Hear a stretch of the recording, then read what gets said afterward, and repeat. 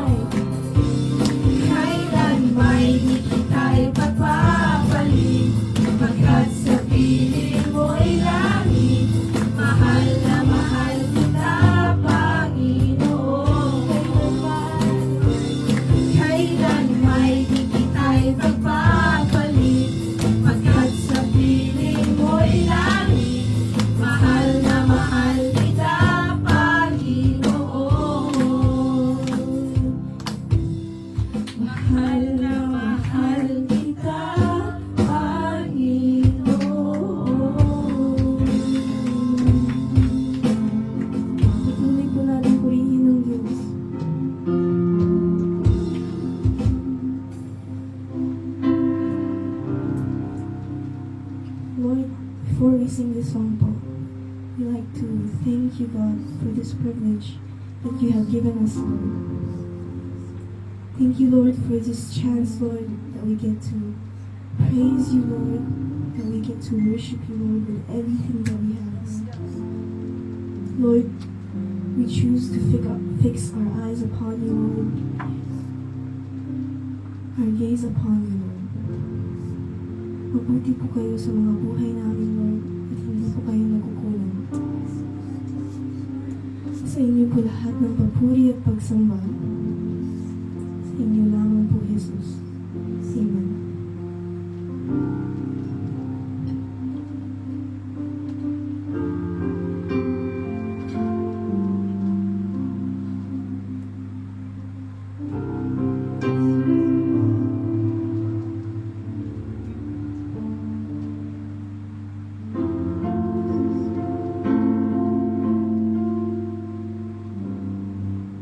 Tayo po natin.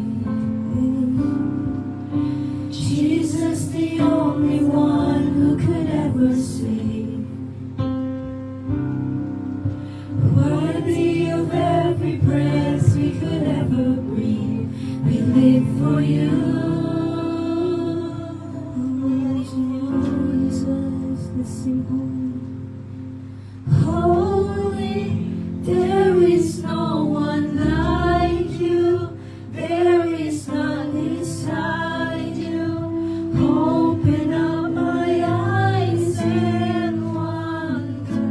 Show me who you are and fill me with your heart and lead me in your love to those around me.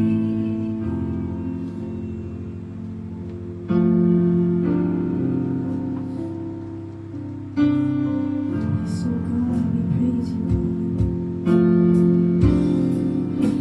Worthy of every song we could ever sing.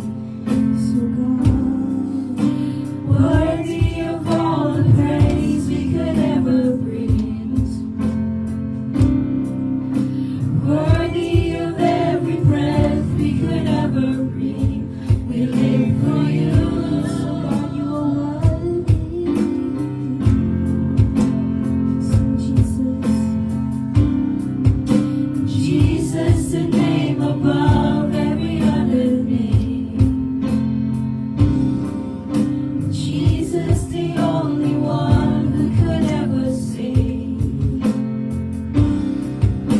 Worthy of every breath we could ever breathe. We live for you. Oh, we live for you. Let us sing holy. Holy, there is no one like you. There is none beside you. Open up my eyes and wonder.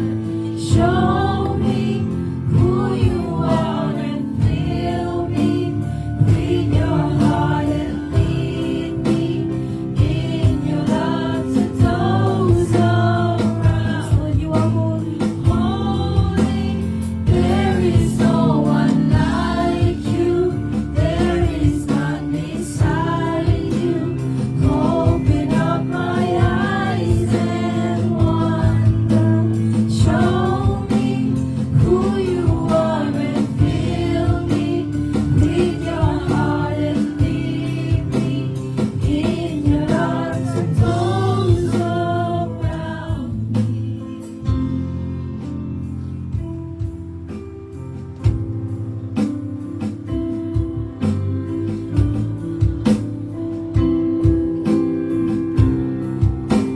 So God, you are worthy. We praise you, O God. You are our first foundation, O God. Let us sing. And I will build my life upon your love.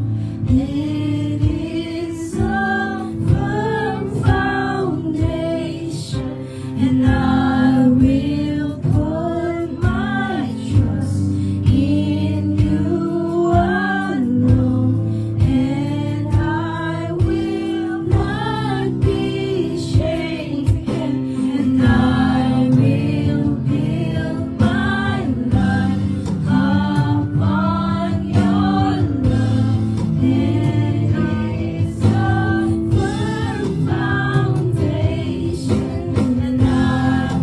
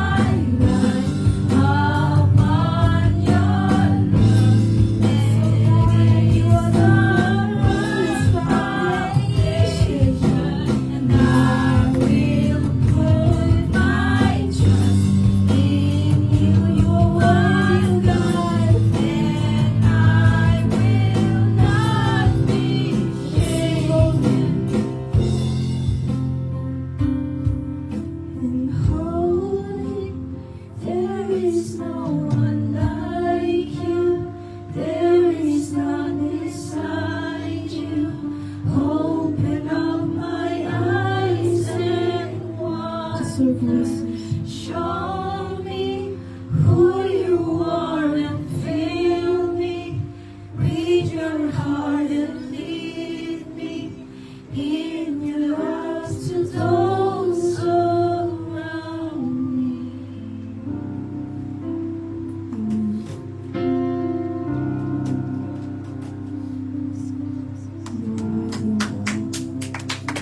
Kumain po natin ng isa at let us sing Bless Me Bless. And let us invite James to play the piano for us.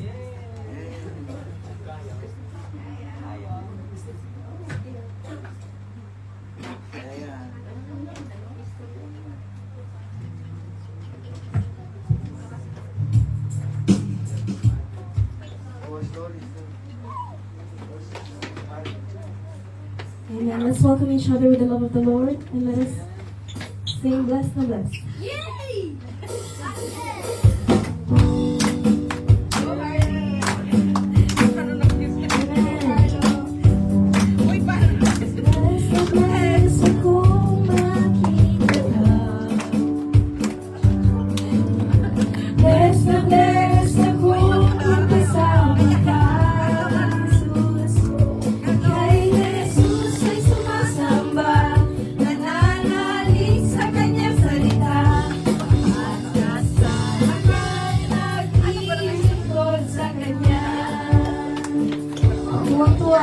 Tuwang-tuwa pag may nakala ka.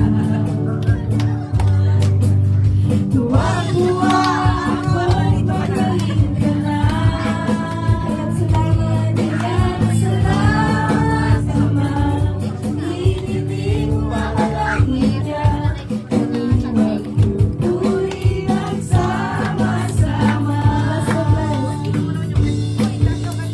Bless na bless kami. Sama-samang nagpupuri. Salamat po. Salamat po sa aking kapatid. Salamat po sa aming pastor. Salamat po sa inyong lingkod. Nakasama ko, naglilingkod. Nakasama ko, naglilingkod. Nakasama ko, naglilingkod.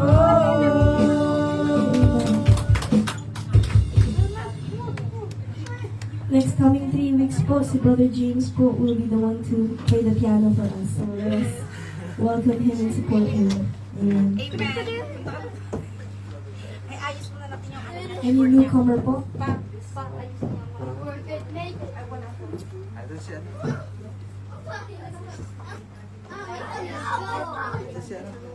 Let us welcome Brother Carlo and Brother Harley to recite our vision for the church.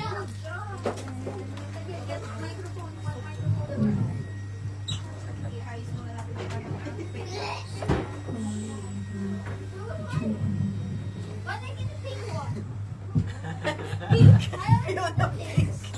Okay lang yan. Strong, faithful, committed. Wait. Good morning, everyone. Good Morning. Please stand up. Please stand up. Thank you for reminding us. Let's do the vision now. Strong, faithful, committed, followers of Jesus Christ, passionate and sharing the gospel, becoming a role model in the family, society, and to the rest of the world, place the glory of God. Amen. Amen. Thank you for God. Thank you for God. Madam. Why do you say madam? Madam. Let's go. I want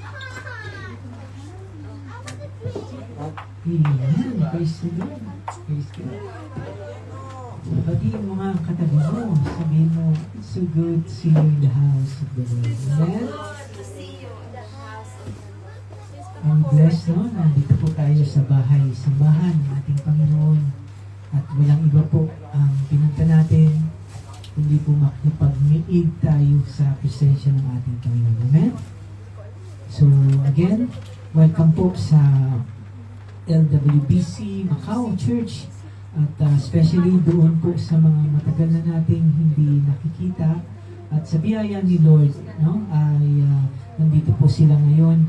At always take this opportunity na kapag leave tayo o may holiday o may opportunity na makapag-day off, especially sa araw ng Sunday, ay huwag po natin kakalimutan na sabi nga po, unahin natin ang kaharian ng ating Panginoon.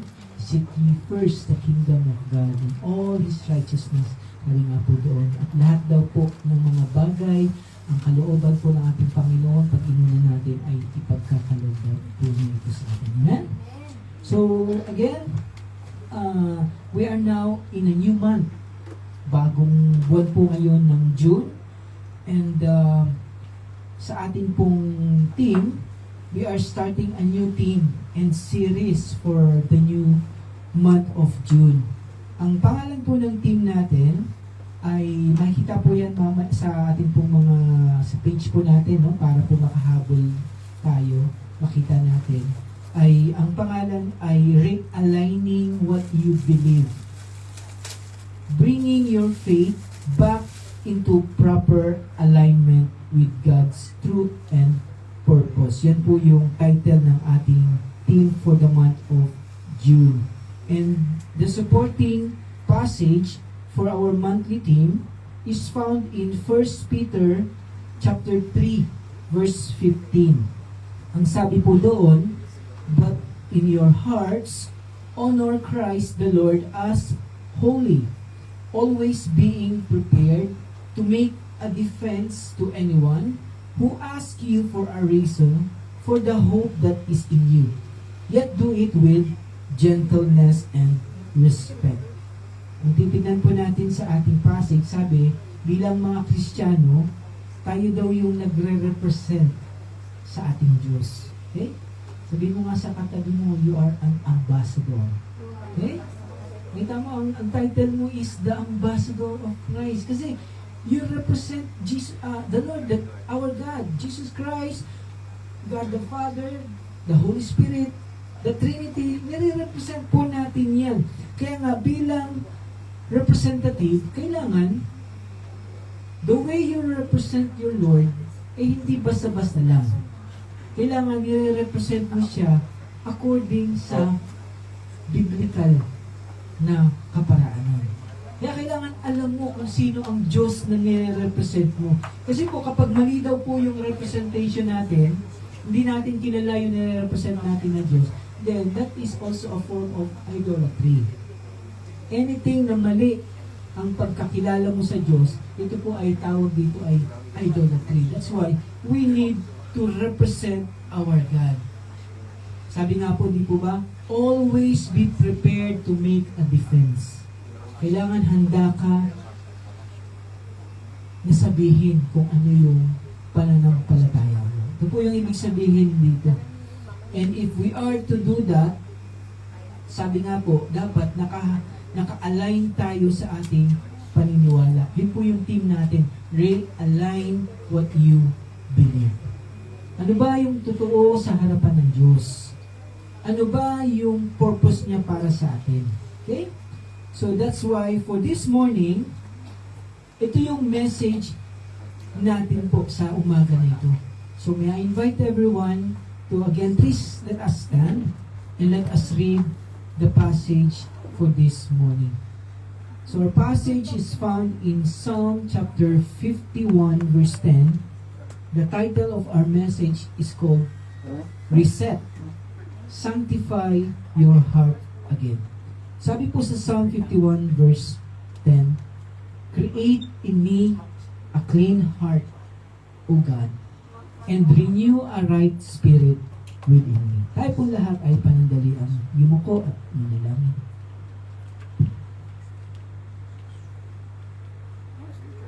Hallelujah, O Lord God. Panginoon, maraming salamat po muli sa panibagong araw po, Lord, ng linggo na kami po ay nagkakatipon para po sambahin ka sa Espiritu at katotohanan. Lord, we just want to welcome you into this place.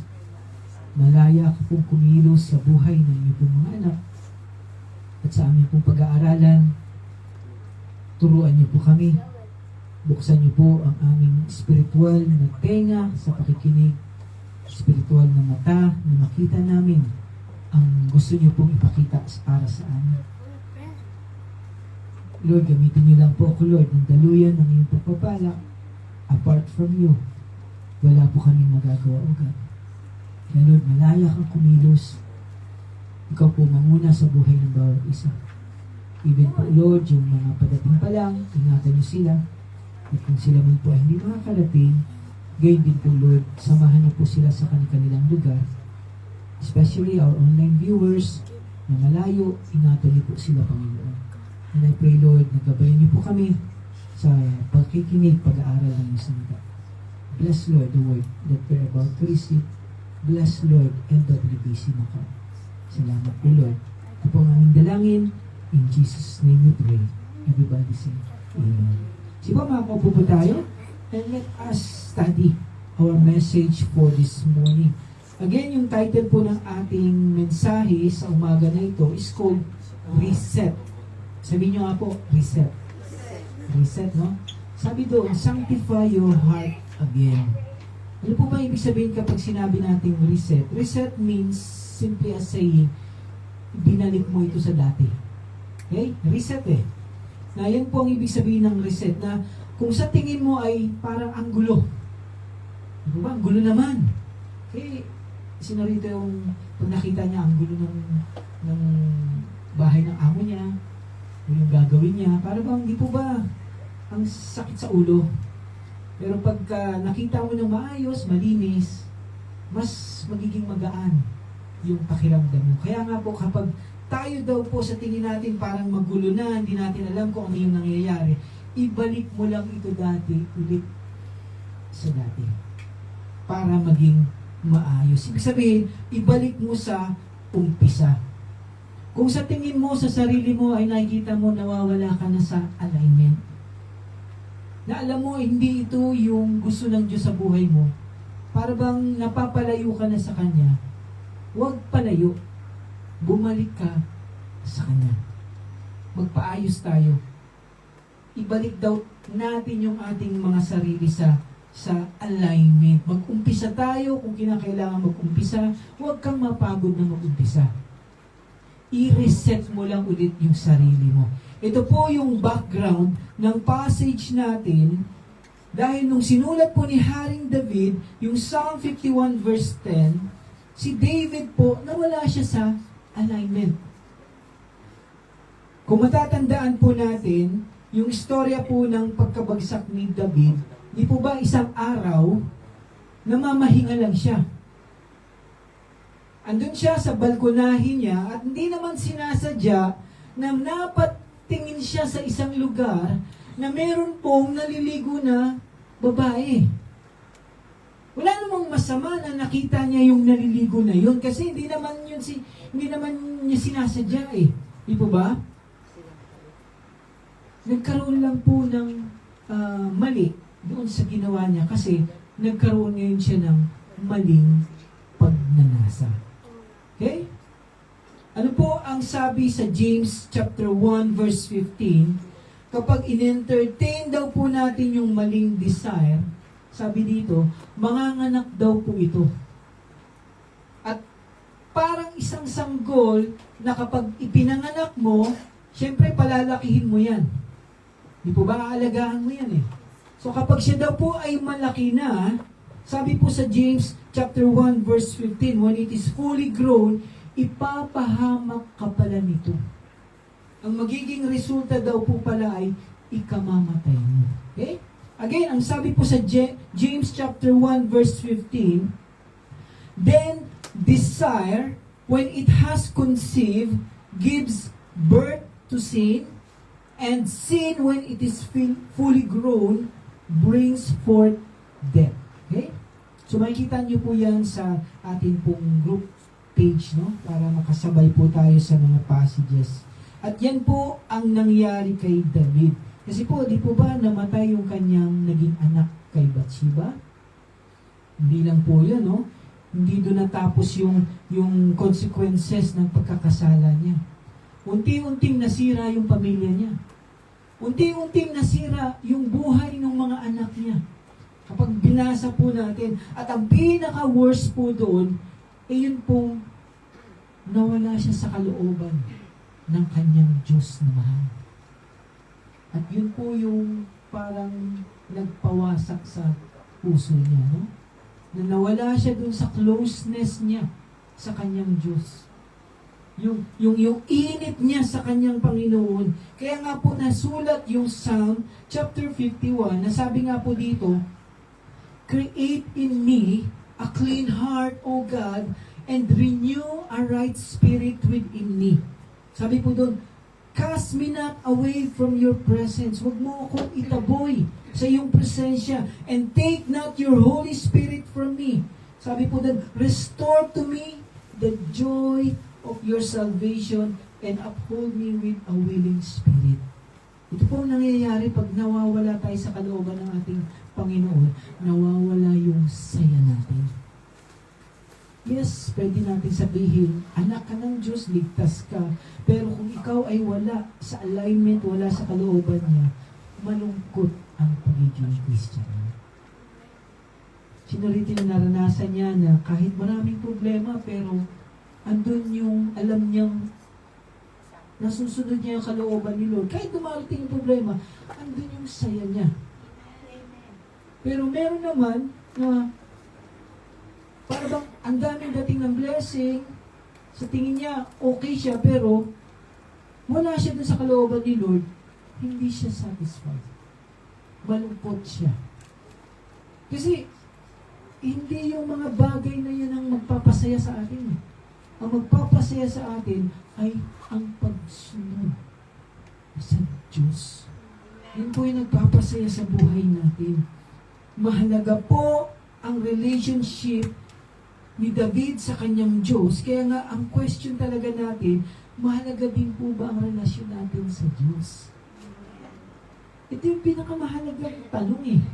Yung relasyon natin sa Diyos. Kaya nga po dapat matulad din tayo kay Haring David na huwag kang papayag na lumalayo ka na sa Diyos. Di po ba? Nagdi-drift away ka na pala. Ano yung sabi natin last time sa message? Our hearts are prone to wander. Prone to leave the God I love. Ito daw po tayo para tayong mga ligaw na tupa. Okay? So huwag tayong papayag na lumayo ang sarili natin sa Diyos. We have to have a clear definition. Bakit ba ako Kristiyano? Yun lagi ang tanong eh. The most important question, anong ginagawa ko dito? Aksaya ba ang pagpunta sa church? Di ba ba? Hindi, kasi ang pinupunta mo rito is si Lord. The God I love. Ito yung dahilan bakit tayo may Sunday by Sunday, andito tayo, nagtitipon. Kasi it's a command eh. Di ba? Kaya gusto nating pasayahin unang-una ang Diyos. At kapag masaya ang Diyos, hindi ka ba sasaya sa sarili mo? Kapag malungkot ang Diyos, hindi ka ba magiging malungkot sa sarili mo? Ito po ang dahilan. Kaya nga po, we have to have this identity na kahit saan tayo pumunta, ikaw ay Kristiyano. Hindi ba pwede na dito ka lang Kristiyano? Dapat kahit saan ka pumunta. May kasama ka man taga-church, kasama mo ng pastor mo o hindi, ikaw mismo ay Kristiyano. Okay? Hindi pa pwede na Kristiyano ako ngayon, pero along the way, ay napariwara yung buhay ko, napasama ako sa mga hindi maganda yung influensya, pero hindi na ako Kristiyano. Wala pong ganun. Kristiyano ka pa rin. Kailangan lang magpaayos ka ulit. I-reset mo daw po. Mag-reset daw po tayo. Huwag po tayong ito ang pagiging Kristiyano. Mahalaga kasi pinapakita mo na mahal mo ang Diyos. Di po ba? Kasi kung in the first place ay nagpapatuloy tayo sa paggawa ng mali, nagpapatuloy tayo sa paggawa ng kasalanan, ayaw mong bitawan yung pinapakita sa iyo ni Lord na mga mali na bagay o mga kasalanan, then hindi mo naman talaga totoong minamahal si Lord. Amen? Kasi, bakit hindi mo mahal? Kasi nga, walang patunay. Walang ebidensya na talagang Kristiyano ka. So, sabi po ng ating Panginoon, di po ba doon po sa Matthew, sabi niya Matthew 7, hindi daw tayo kilala. Kaya huwag nating hayaan na huwag tayong makilala ng ating Panginoon. Bakit tayo hindi kilala? Kasi nga, nagpapatuloy ka sa mali, pero ang bibig mo, sabi mo, mahal siya. Salungat. Salungat sa sinasabi at ginagawa mo. Okay? That's why, don't let that happen. Kapag alam mo na nawawala ka na sa linya na gusto ng Diyos, nawawala ka na sa alignment, iayos mo lang. Di po ba ang bisikleta, sino rito yung natatanda niya, nagbibisikleta siya, pag natanggal yung pinaka-rehas ng bisikleta, hindi naandar. Di ba? Tapos, iaayos mo lang ulit. Kadena. Yung kadena. Di ba? Ia-align mo lang. Tatakbo na naman siya. So, ganun din po ito. Let's do a reset. Let God sanctify us. Allow always the work of the Holy Spirit. Ano ba yung work ng Holy Spirit? Ang primary work ng Holy Spirit is to convict us. Ito po ang primary work niya. Kapag alam mo na mali ang ginagawa mo, iko-convict ka ng Holy Spirit. Pero, hindi po pwede na alam mo na mali na, pero pinatitigas mo pa rin ang puso mo. Okay? Hindi po pwede yun at hindi hahayaan ng ating Panginoong Diyos na mapariwara ang buhay natin. Kung mapapariwara, didisiplinahin tayo. Ngayon, ang tanong, bakit hindi ka nakaranas ng disiplina? Delikado. Baka mamaya ay hindi ka Panginoon niya anak. Kasi ang mga anak, ang sarili nating anak, dinidisiplina natin. Diba? Hindi po pwedeng didisiplina ko yung anak na iba. Kailangan, kung sino yung magulang nila, sila yung nagdisiplina. Okay? Tayo, yung mga anak natin, hindi rin natin hahayaan ang disiplina ng iba. Tayo mismo dapat ang nangunguna sa pagdidisiplina. Okay? So ito po yun. Kasi baka mamaya, binabaliwala natin yung conviction ng Holy Spirit, kino-convict ka na. Di po ba, katulad po na sinasabi ko sa inyo, we always tell what is truth here. Kung mali yan, sabihin natin. Nagsasama kayo na hindi pa kayo kasal, sabihin natin. Diba? Nagsusugal ka, sabihin natin. Diba?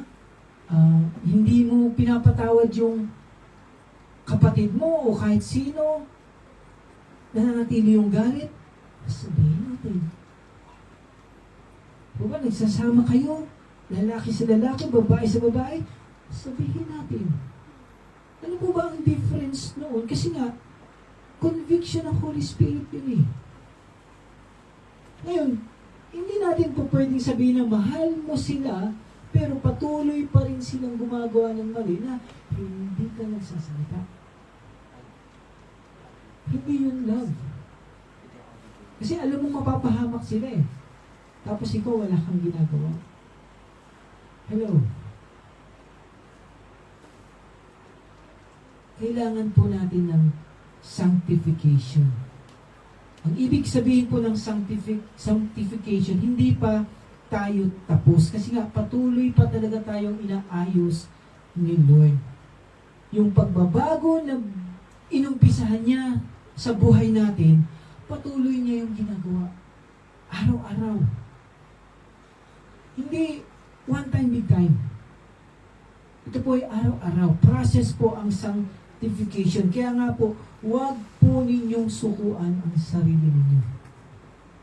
Hindi ko na ata kaya pastor magbago. Huwag. Dahil hindi naman sa lakas mo ikaw makakapagbago, kundi sa lakas ng Diyos. Okay? Hindi po tayo sinusukuan ng Diyos, kaya huwag mong sukuan yung sarili mo. Kasi tingnan niyo po, no? Hindi po ba dati normal lang sa atin yung gumawa ng kasalanan? Sino rito yung kapag gumagawa pa siya ng kasalanan ay mahimbing pa ang tulong niya? Dati ganito tayo. Pero ngayon, dahil binago na tayo ng Diyos, kapag gumagawa tayo ng kasalanan, hindi tayo pinapatulong ng Diyos. Hindi tayo magpakali. Kaya nga po, inalis ni Lord yung desire natin na gumawa ng mali. Pinalitan niya ito ng bagong desire. Ito po yung nangyari sa atin. Kaya nga, pabago ka ng pabago araw-araw. Okay? Kung ano yung gusto mo ngayon, dahil ito na yung gusto ng Diyos sa buhay mo. Ito po yung nangyayari dito. Again, di po ba dati, hindi mo gusto naman ang mag-church? Ito yung lagi natin sinasabi dito. Dati hindi ko naman gusto mag-church eh. Pinipilit pa ako, mini-message pa ako, pero I pray dumating na tayo sa point na hinahanap na siya. Hindi ka na kailangan i-message. Kasi nga, alam mo kung ano yung mapapala mo sa pag-attend. Alam mo kung ano yung mangyayari sa iyo kapag sumusunod ka sa Panginoon. Ito po yung ibig sabihin dito na para bang pag hindi ka nakaka-attend, para bang ang laki nang nawala sa iyo. Alam ko po, minsan po may mga kailangan na kasi kailangan natin kumita eh. Diba ba? Minsan may mga part-time. Wala nang problema doon. Pero ang point ko lang doon, asan yung priority mo? Asan yung desire mo? Kasi may mahalaga po eh. Mahalaga po ang makasunod. That's why we have to obey.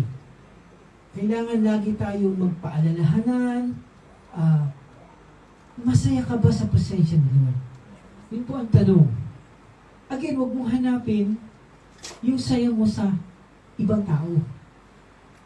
Ay, wala si sister. Hindi ako masaya ngayon. Hindi ganun eh. Kailangan yung sarili mo, nakikita mo, huwag mong hahayaan na lumipas yung araw na ito na hindi mo nagawang pasayahin ang Diyos. Yeah? Sometimes napupuno tayo ng problema, yung utak natin. Ano yun? Lumilipad. Nandito tayo sa church, pero ang dami nating alalahan yun. Isang tabi muna natin yun. Masasabihin mo, Lord, ikaw ang pinaka-importante sa oras nito. Hindi ko hahayaan yung sarili ko na hindi kita mapuri, makantahan, mapaglingkuran, mabigay sa iyo ang oras na ito. Dahil alam ko, ikaw ang pinakamahalaga sa buhay ko. Ito po yung nangyayari kay David. Nakala niya, okay na yung ginawa niya. Na nagtago na lang siya. Hindi na niya pinakialaman. Pero deep inside, alam niya malayo ang loob niya sa Panginoon. Kaya pinadala na lang ng ating Diyos si Prophet Nathan na ang sabi ay, nagkwento lang si Prophet Nathan na sabi, merong isang mayaman, ito ang dami niyang mga hayop, ang dami niyang ari-ari, ang dami lahat. Pero ito, meron siyang kapitbahay, isang mahirap, ang kanyang alaga ay isang maliit na tupa lang, pero mahal na mahal niya itong tupa na ito. Halos yung kakainin niya, isusubo niya, ibibigay niya rito para alagaan lang at kasama pa nga niya sa pagtulog. Tapos isang araw dumating, may bisita yung mayaman, ang ginawa ng mayaman, kinuha yung pagmamayari ng mahirap. At yun yung pinatay at binigay dun sa bisita. Kaya galit na galit si David. Sabi, sino yung mayaman na yun? Napakasama ng ginawa niya. Sabi ni Prophet Nathan, ikaw yun, David. Tapos dun po, biglang parang binuhusan ng malamig si David. At sabi niya, I have sinned. Kaya nga sabi niya, restore to me the joy of your salvation. Create in me a clean heart, O God, and renew a right spirit within me. Ito po yung ibig sabihin na hindi natin po pwedeng ilayo ang loob natin sa Panginoon. Kasi kung sanay na tayo sa ating mga ginagawang mali, sabi ko nga po sa inyo, magtaka tayo. Baka mamaya in the first place, ay wala ka namang relasyon. Hindi ka pa naman niya talaga binago. Kaya nga po, kapag nakita na natin yung totoong pagbabago na nangyayari sa atin, hindi na ito appearance lang. Hindi na ito paimbabaw. Ang pinakamahalaga, kung ano yung nakikita ng Diyos sa iyo. Kahit dito, hindi naman natin nakikita yung damdamin ng bawat isa eh. Pero ang pinakamahalaga, kung sino yung nakakakita. At walang iba kundi ang ating Panginoon Diyos. Okay? Ito po yung sinasabi sa Romans 12, verse 1, na we have to be a living sacrifice, holy and pleasing to the Lord. Romans 12:1, I appeal to you therefore, brothers, by the mercies of God, to present your bodies as a living sacrifice, holy and acceptable to God, which is your spiritual worship. Ibig sabihin po ng sanctify again is to set apart. Tinatabi ka ng Diyos. Ito yung ibig sabihin ng sanctification. Bakit ka tinatabi? Kasi nga, God wants to use you. Para daw ikaw ay maging kagamit-gamit. Okay? Sabi again sa 1 Corinthians chapter 6 verse 11, and such were some of you, but you were washed, you were sanctified, you were justified in the name of the Lord Jesus Christ and by the Spirit of God. Ito daw tayo nang hindi pa tayo nakakilala sa ating Panginoon Diyos. Ano ka dati? Dati, manginginom ako. Dati, pwedeng sabihin na natin babaero ako. Diba? Dati, mahilig ako sa sugal. Dati, ito yung mga kinakasama ko. Dati, ito yung lumalabas sa bibig ko. Na para bang, alam niyo yun, na ang expression ko ay puro mura. Pero wala sa akin dahil expression ko lang yun. Dati, ito yung laman ng isip ko, ang dumi-dumi ng isip ko. Kung tumingin ako sa mga babae, ang dumi-dumi. No? Ito po ang buhay daw natin dati. Nasabi, ito yung hindi pa tayo nakakilala sa Diyos. Pero ngayon, ano sabi doon? Binago ka na.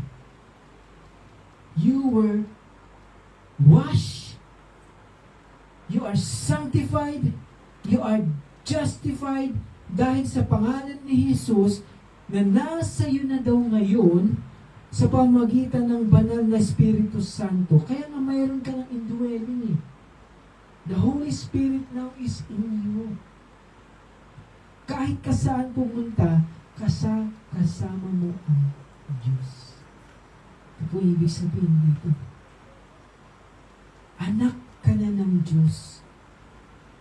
Kaya nga kailangan ay itabi mo na daw yung dating ikaw. Okay?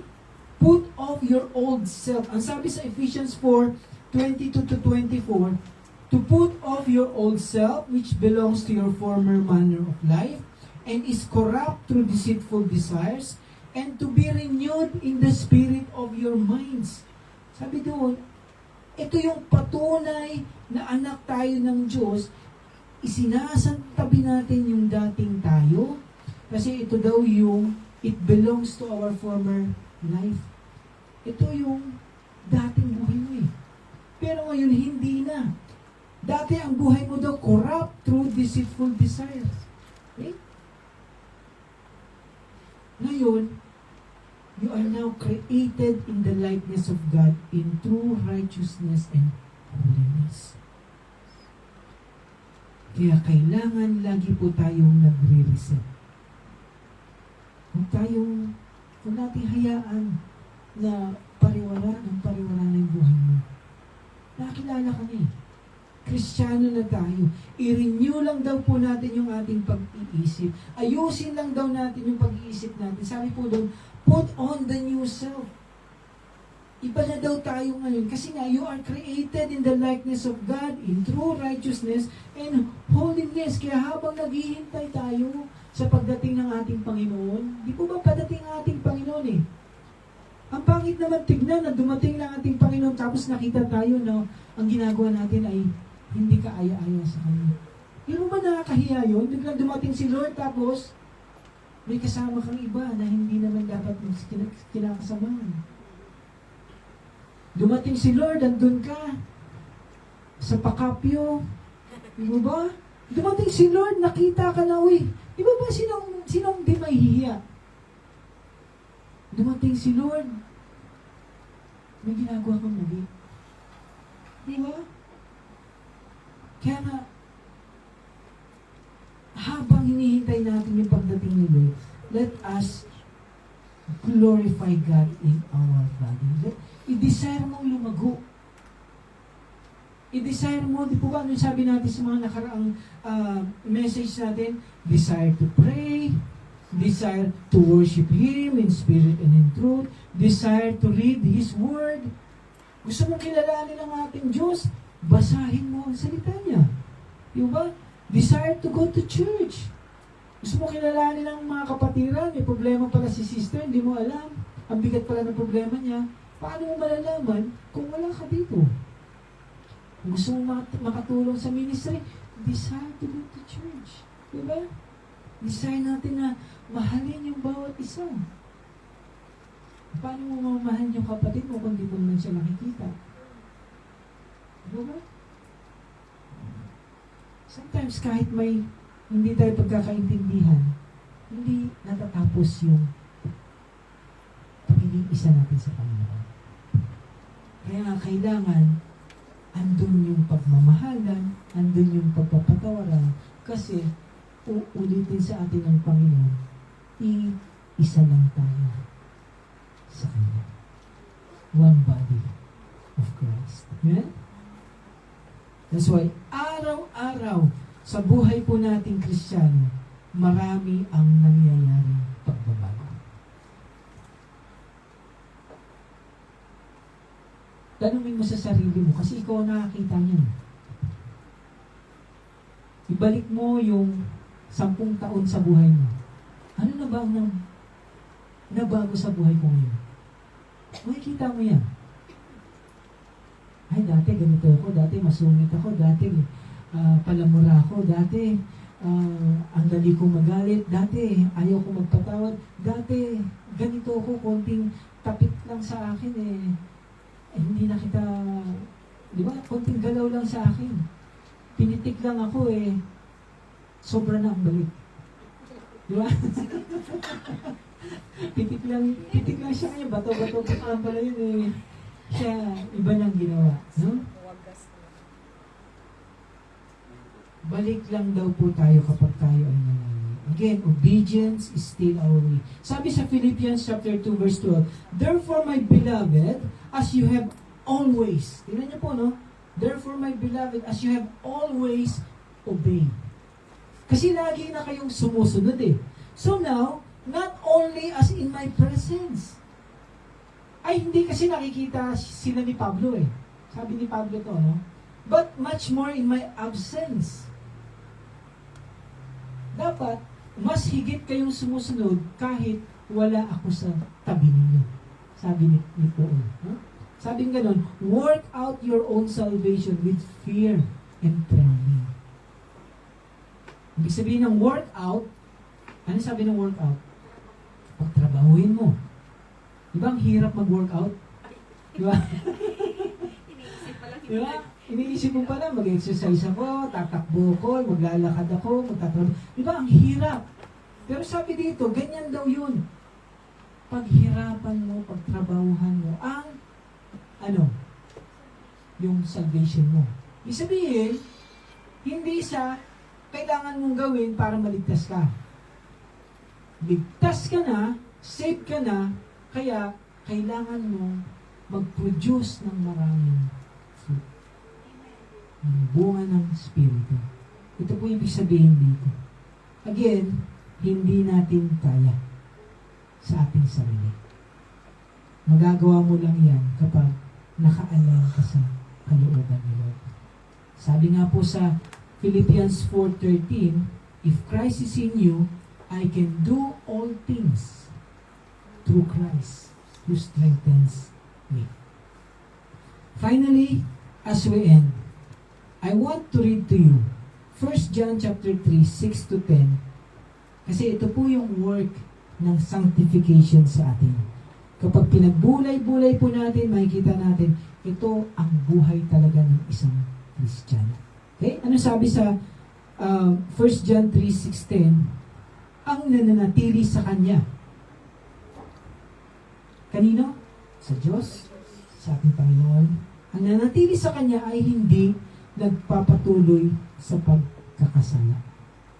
Again, magkakamali, babagsak tayo, magkakasala pa rin tayo.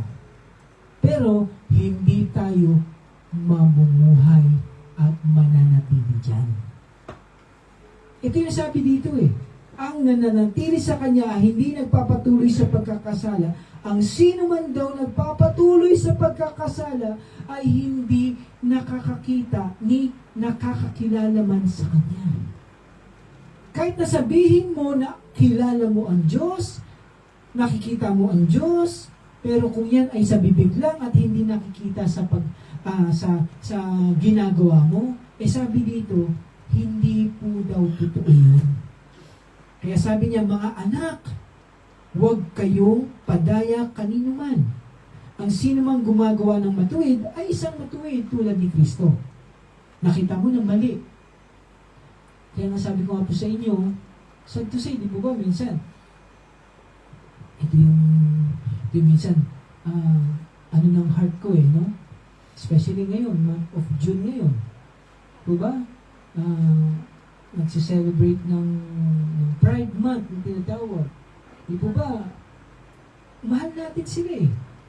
Pero sabi ko nga po, kung mahal mo sila, sabihin mo, yun dapat, sa loob ng Panginoon dapat lagi tayo. Di po ba? Hindi po pwede na, mali kasi yan eh. Ito yung tama, ito yung gusto ni Lord eh. Hindi naman sa gusto natin eh. Ang gusto ni Lord ang dapat masunod eh.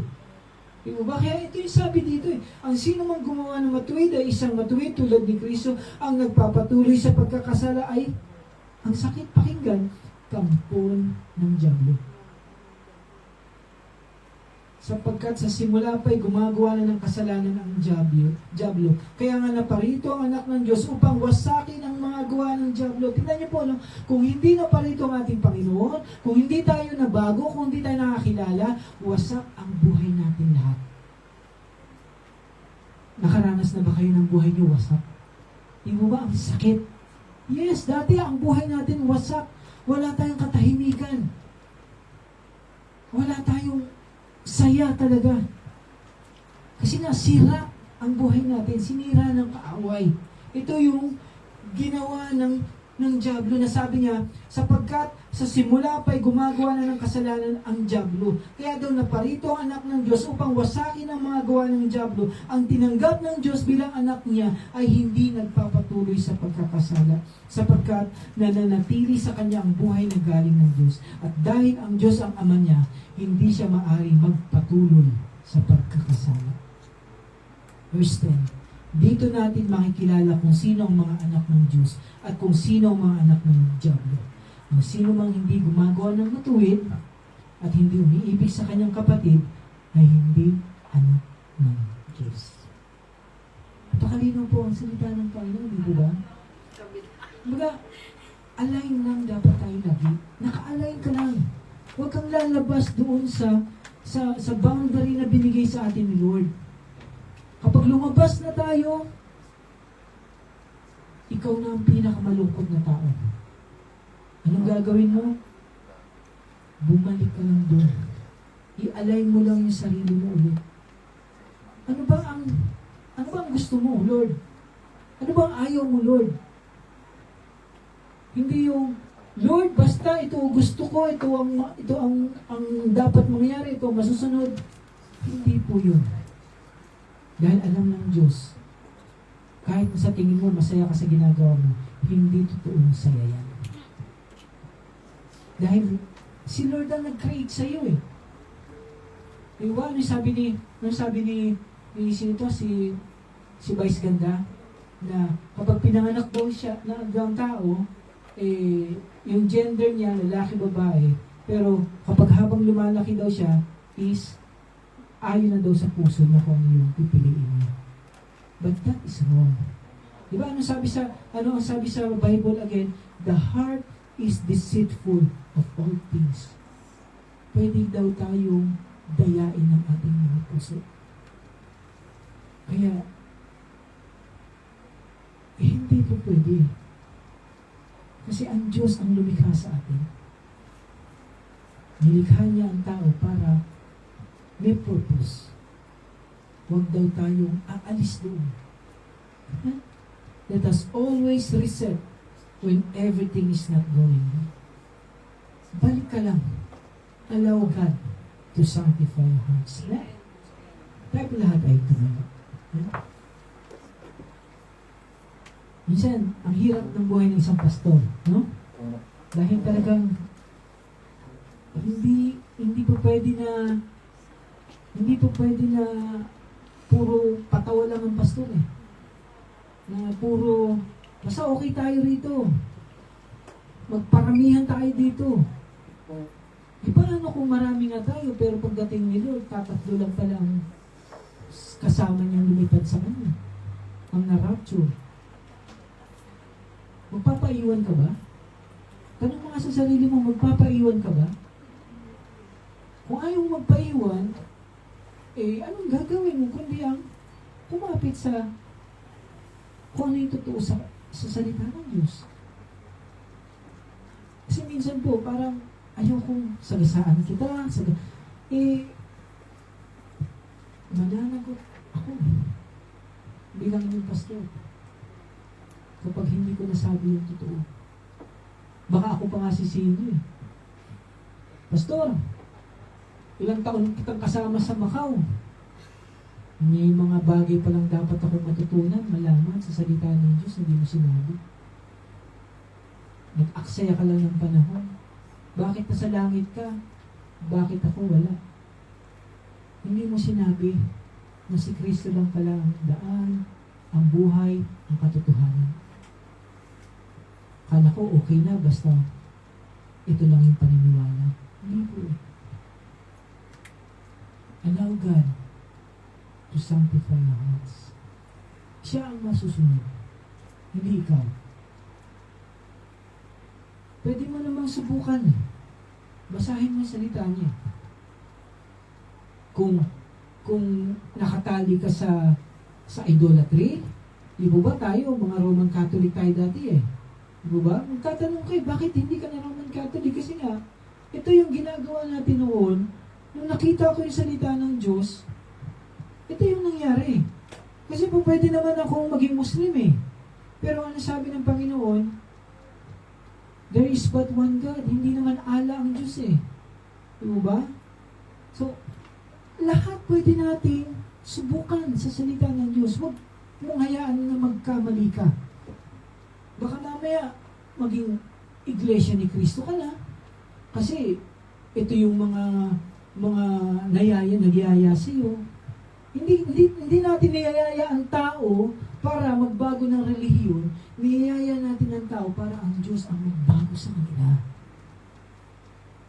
The truth will set you free. You will search the truth, you will seek the truth, and the truth will set you free. Kaya tayo ngayon nandito, nagbabasa ng salita ng Diyos. Kasi dito natin nakikita kung ano yung mali at tama eh. Ngayon, hindi mo naman masasabi na mali at tama yan kung hindi mo naman nakikita. Ano ang batayan mo? Kasi po pwedeng sabihin ko, hindi, ito yung nakasanayan namin, pastor eh. Ito yung nakagawian namin eh. Dito na kami namulat, dito na rin kami mamamatay. E paano kung mali yung kinamulatan mo? Again, huwag tayo magsisi kasi nasa huli ang pagsisisi.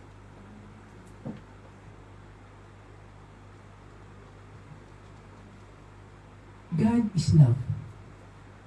Hindi laging, minsan nababaliktad ng tao eh, no? Laging iniisip nila, nagpaparusa si Lord, ilalagay ka sa impyerno. Hindi eh. Ang tao lang ang nabago.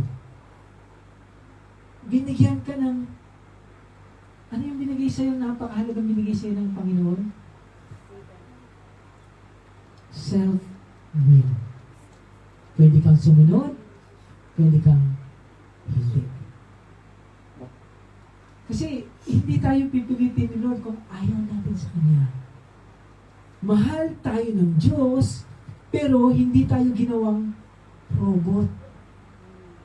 Na sundin mo ako, wala kang magagawa, basta ito gusto kong mangyari, kukontrolin kita. Hindi ganun ang Diyos. Mahal ka ng Diyos, kaya sinabi niya sa'yo, ito ang dapat mangyari, anak. Kasi kapag ito ginawa mo, makikita mo ang ganda ng buhay. Ay, tani po, no? Ang ganda na ng buhay natin noon. Walang kamatayan, walang paghihirap. Wala lahat, walang sakit. Kaya anong pinili ng tao? Ang may sakit, ang mamatay, ang may hirap. Pero hindi pa rin nagtapos. Inahayos pa rin tayo ni Lord. Hindi niya din tinuldukan yung buhay natin.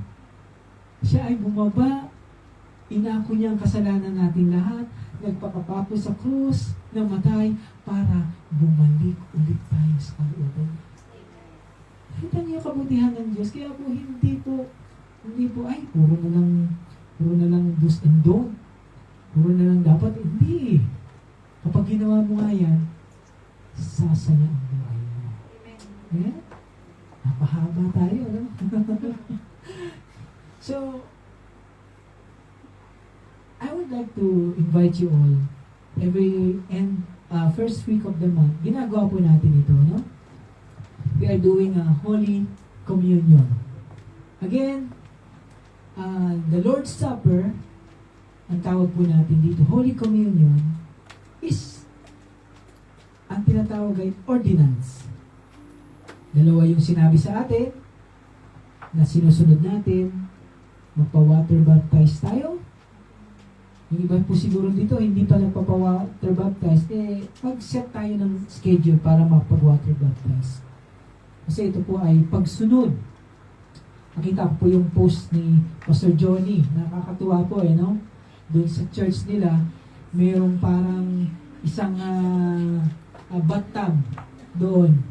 At doon ay ginagawa nila yung water baptism. No? She's so, nakakatuwa po kasi yung mga bata, no?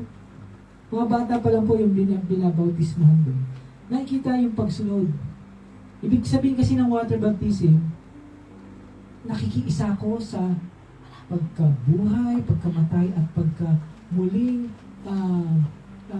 reason ng ating Panginoong Diyos.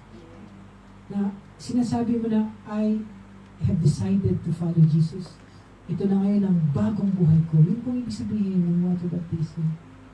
And then yung second nga po, ito yung gagawin natin, Holy Communion. Ito po ay pag-alala naman. Do this in remembrance of me.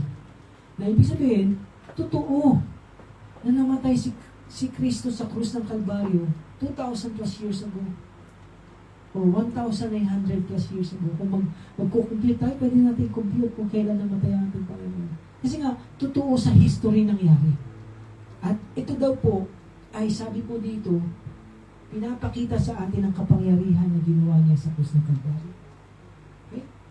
So, inaalala mo Tapos ang sabi pa doon, ito rin ay way para manumbalik ka sa Kanya. Kasi kapag sa tingin mo ay gumagawa ka ng mali or you're living right now in sin, then don't do Holy Communion. Kailangan humingi ka muna ng pagpapaayos. It's also a time of reflection. Lord, patawarin niyo po ako sa lahat ng mga nagawa ko kasalanan. Lord, kung ako hindi nagpapatawad, siyempre, patawarin ko muna si kapatid bago ko ako humingi ng kapatawaran sa iyo. No? Pagpapaayos po ito. Okay? So tayo po ay panandali ang yumuko at manalangin at let us examine ourselves before the Lord bago po tayo mag-Holy Communion. Panginoon, salamat sa araw nito, Lord. Salamat dahil ikaw po ang dahilan ng napakasarap na araw na ito na kami ay nakapag-spend ng time to worship you in spirit and in truth. Lord, sa oras po na ito, we are going to do a Holy Communion as part of our obedience sa inyo pong ordinance. Pero sabi niyo nga po, Lord, bago namin ito gawin, ay saliksikin muna namin ang aming mga sarili. Kung may nagawa kaming kamalian, ayusin niyo po kami, Panginoon. Patawarin. Kung may nasabi kami na mali, patawad, Panginoon. May naisip kaming mali, patawad, Lord. At kung sinasadya namin ito, o kung hanggang ngayon, Lord, ay ayaw namin bitawan yung kasalanan, Lord, at this moment, sinusuko namin lahat sa inyo, Panginoon. Kalooban niyo po ang mangyari. Linisin niyo po kami, Lord, sa aming mga nagawang kamalian. And Lord, salamat dahil ito rin po ang tanda ng pag-aayos niyo po sa buhay ng bawat isa. Tanda rin po ito ng kagalingan namin physically, spiritually. Lord, dahil kayo po ang Diyos namin na manggagamot. Sino man po, Lord, sa inyong mga anak dito ang may mga sakit at karamdaman. Lord, ang aking ina ay patuloy niyo pong pagalingin sa kanyang sakit. Palakasin niyo po siya, Panginoon. Lord, ang aming mga kapatiran, Lord, na umuwi, si Brother Henry, Panginoon, kagalingan sa puso, Panginoon, ng kalungkutan, Panginoon. Kayo po, Lord, ang manguna sa buhay nilang family, O God. And Lord, we come to you, Lord, humbly, and we thank you for everything that you did for us, O God. Taas po natin yung ating bread. Ito po ay nagsisimbolo po ng katawan ng ating Panginoon na ginayubay po sa krus ng Kalbaryo. Sabi po niya, "For I received from the Lord what I also delivered to you, that the Lord Jesus, on the night when he was betrayed, took bread. And when he had given thanks, he broke it and said, 'This is my body, which is for you. Do this in remembrance of me.'" Sabay-sabay po natin kayo.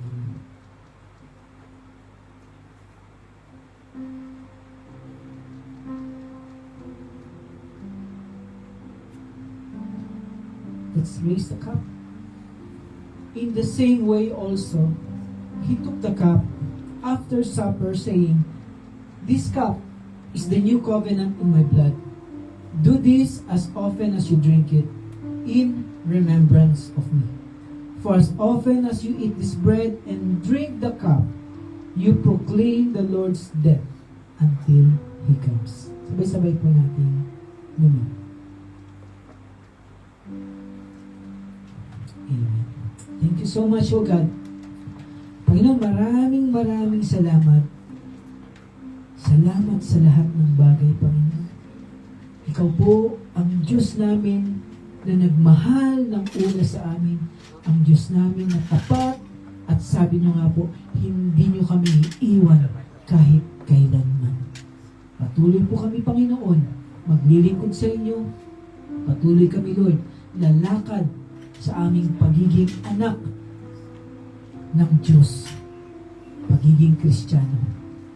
Kami ay ilaw, kami ay asin na inilagay niyo po rito sa sanlibutan. We honor you, we magnify you.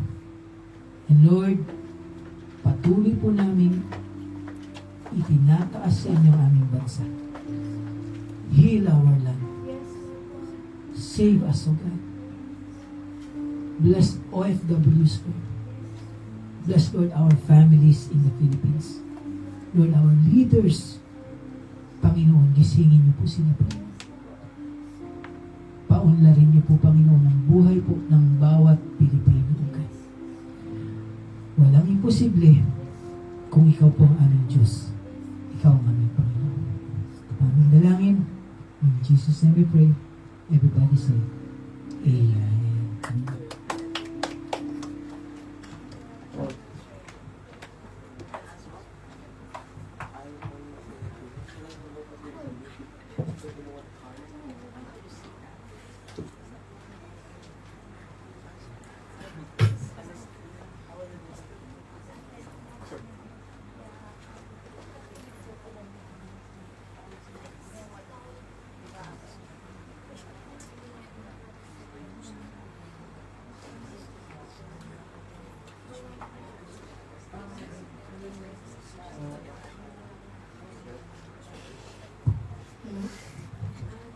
Let us call Sister Net po for the offertory prayer.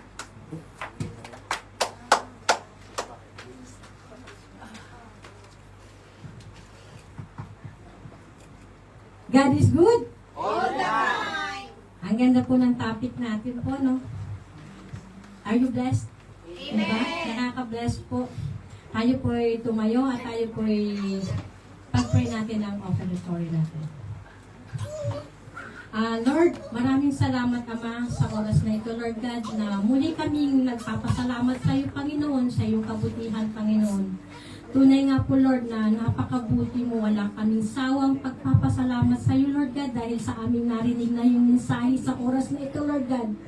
Nanawa po, Lord God, na yung mensahe narinig namin, isa puso namin ang pag-obey po sa aming iglesia po, Panginoon, dahil alam niyo po, Lord, na kailangan po namin ng obey ng bawat isa. Alam niyo din po, Lord, na kulang po tayo sa ating finance po, Panginoon. So, pinagpipray ko po na bawat isa na narito, Lord God, na patuloy niyo pong ipuin, Lord God, ang bawat isa na makapagbigay sa ganitong gawain upang sa ganun po, malutasan natin ang ating rent ng ating iglesia po, Panginoon, dahil ito ang nakakaisa, ang bawat isa sa membrong LWBC, O Lord God. Alam ko po na malulutosan natin ito dahil naka 13-year anniversary po tayo. So, alam ko, Lord, na malalapasan namin itong problema na to, Lord God. Kaya, Lord, bigyan niyo po ng wisdom, knowledge ang mga bawat isa na makapagbigay sa oras na ito, Lord God. Maraming salamat po at tayo po magbibigay na po sa pangalan ni Jesus. Amen at amen. Magbigay ng may galak para sa Panginoon. Magbigay ng may galak para sa Panginoon. Magiging ang Diyos, pasalamatan siya ng may kagalakan. Hallelujah. Amen.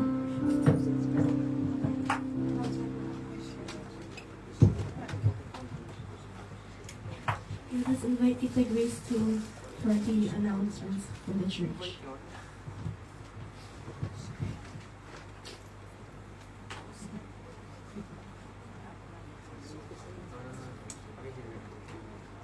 Praise God. Our worship service start at 10 a.m. and followed by the song class. At 10 a.m. the song class with the song class and followed by our worship at 10:30 naman po. At ang atin pong June celebrant ay ang nag-iisa lamang po, ano? Sister Mary Jane, baka naman po pwedeng magpapansit dyan. Isasabay sa Father's Day, no? At ang atin pong Father's Day celebration ay sa June 21 po. So, isave po natin ang date na to. Kung, especially sa mga father po na kung pwede naman po tayong magpaalam, ay magpaalam po tayo para po maipag-pray po ni Pastor ang lahat po ng mga dakilang tatay ng ating pong church. At ang atin pong worship service naman po mamaya 2 p.m. po, ang ginagamit po yung oras na yan para sa worship team rehearsal, and followed by a prayer meeting to Sarati family po 3 p.m. until 4 p.m. po. At dito naman po sa church ginaganap po ang atin pong prayer meeting every Wednesday po 9:30 po. So 9:30 po ng gabi, so sa mga gusto pong sumama po, mas malakas po kasi ang atin pong pagkakaisa at ang atin pong mga panalanginan sa bawat isa ay sama-sama po natin itong idinudulog sa atin pong Panginoon. Ang atin pong pastoral care, lagi po natin ito nire-remind na magbigay po ang bawat isa ng 60 patakas po, at ang atin naman pong pastor seed na ipinapadala po sa atin pong mga mahal na kapastoran sa Pilipinas, 10 pataka. Wala pong limit ang atin pong pwedeng ibigay na love gift sa atin pong mga kapastoran sa Pilipinas. 10 pataka, 20 or anything po na meron po tayong may pagkakalob. So free po ang bawat isa. At ang atin pong mga team cleaners po, so team 1 po ngayon. At ang team 2 naman po, second Sunday ay third Sunday and fourth Sunday po. Amen. Ang lahat po ay inaanyayahan ko pong tumayo at aawitin na po muli ng team worship ang victory song, and after po nito ay pag-pray po tayo ng closing prayer ni Pastor.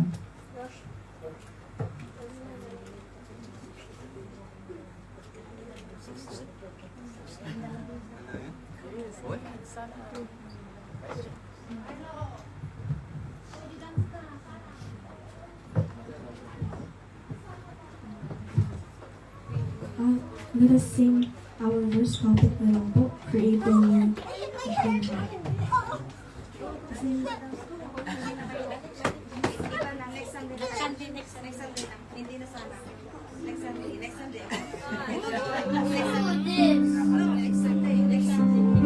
I'm gonna slap the shot.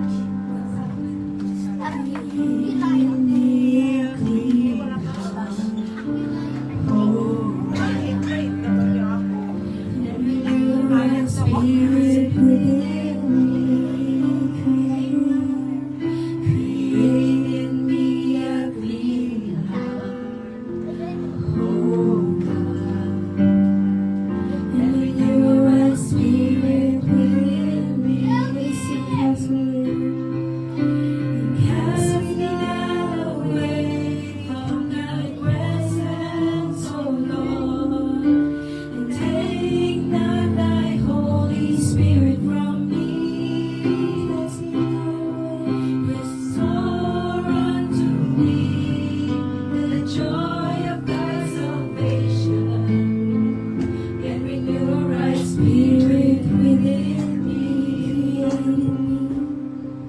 Create in me a clean heart, oh God, and renew a right spirit within me. Create in me a clean heart, oh God, and renew a right spirit within me. Let's sing together. Cast me not away from thy presence, O Lord, and take not thy Holy Spirit from me.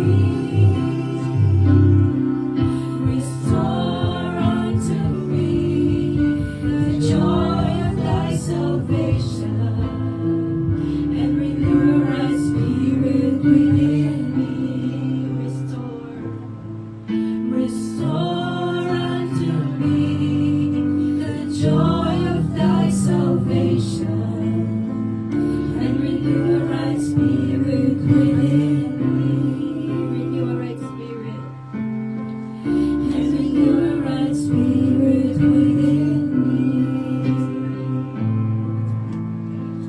and renew a right spirit within me. Let's invite Pastor Edwin for our closing prayer. Amen. Bago po tayo mag-closing prayer, can I invite Sister Hannah and Sister Eliza? Okay? Paalis po sila bukas at sila po ay 6 po na mga magkaklase. At sila ay pupunta sa Pampanga, alam niyo, pupunta ng La Union, pupunta ng Manila, maraming mga nag-aano po sila, no? Kaya sabi ko nga, ingat kayo sa atin, ha? At let's pray, no? I-ano po natin sila at let's cover with our prayers ang kanila pong buong girls, ano daw yun? Girls trip, vacation, okay? So, sige po, tayo po ay manalangin. Panginoon, salamat muli dahil kami po ay nandito at nakatapos po na inyong gawain. And we just want, Lord, to include, Lord, bago po kami magtapos, ikaw po ang manguna sa pag-uwi po ng aking anak, sa po ng kanyang mga kaibigan, si Ate Eliza, at iba pa po, Lord, na mga kasama nila na mag-meet sila sa Pilipinas para po magbakasyon, magpunta po na sa iba-ibang lugar. Lord, we just cover them, Lord, with your protection, with your guidance. And I pray, Lord, na ikaw po, Panginoon, ang manguna sa buhay nila. Maging daluyan sila ng pagpapala. Makita po, Panginoon, ang ilaw, ang pagiging anak nila, Panginoon, sa buhay po ng mga kasama po nila. Bless them. Bless niyo po ang trip nila. Ingatan niyo po ito. Provide, Lord, their needs. Layo niyo po sila sa anumang kapahamakan, Panginoon, sakit at karamdaman nila. At sa po, salamat po, Lord. At Lord, sa aming panandaliang pagwahiwalay, thank you, Lord God, sa natapos po, Lord, ng inyong pong gawain dito po sa LWBC na po. Continue to bless, Lord, your people. Bless our children. Lord, bless niyo po mga employers namin, Lord God. Even po, Lord, ang aming family na nire-represent sa bawat isa. Malayo man po sila, nandito. Ikaw po magpala sa buhay po ng bawat isa. Lord, ang aming mga kasama sa online, guide, bless, and protect them, Lord. Thank you so much. We give you all the praise. The glory belongs to you, Lord. Ito po ang aming bilangin. In Jesus' name we pray. Everybody say, Amen. God bless po. Maraming salamat.